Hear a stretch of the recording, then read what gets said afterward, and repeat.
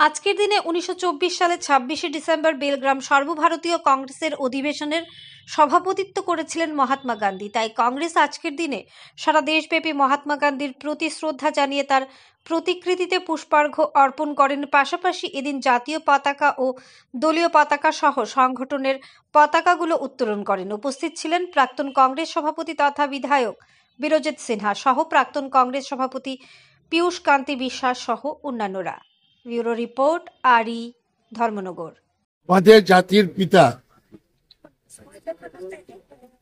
মহাত্মা গান্ধী ভারতের জাতীয় কংগ্রেসের সভাপতি ছিলেন। তার 100 বছর পূর্ণ হয়েছে। এই দিনে সারা দেশে শ্রদ্ধার সহিত আমরা পালন করছি। উনি যে মন্ত্র দিয়ে গেছেন, অহিংসার মন্ত্র, এটা আজকে পৃথিবীর সবাই আজকে অনুভব করতে পেরেছে। সেই সময়ে অনেকে তিরস্কারও করেছে, কিন্তু ওনার যে এই অহিংসা মন্ত্র, অহিংসা বাণী আজকে পৃথিবীর প্রত্যেকটা মানুষ আজকে উপলব্ধি করতে পেরেছে।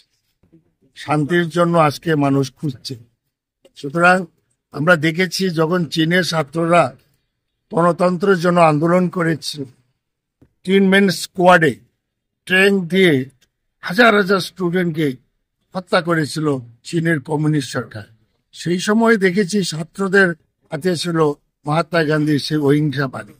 সেই জন্য আজকে ভারতবাসী আমরা অনুভব করি যে মহাত্মা গান্ধী দেশের জন্য এবং পৃথিবীর মানুষের জন্য একটা অবতার হয়ে এসেছে এবং আজকে সবাই বুঝতে পেরেছে। তার জন্য এই দিনটিতে আমরা শ্রদ্ধার সহিত পালন করছি। Thank you.